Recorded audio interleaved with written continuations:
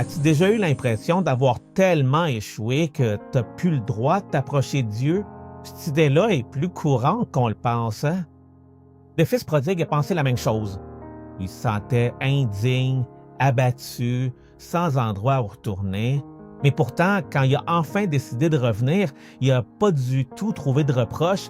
Il a plutôt trouvé un père aimant qui l'attendait déjà avec impatience.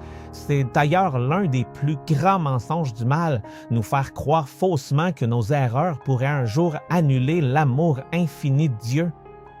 Mais la vérité, c'est autre chose, là. L'amour du Dieu ne se brise pas à cause de tes chutes. Il ne se négocie pas avec ton passé.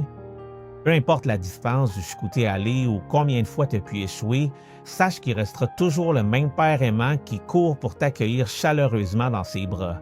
N'abandonne surtout pas son amour simplement parce que tu es tombé.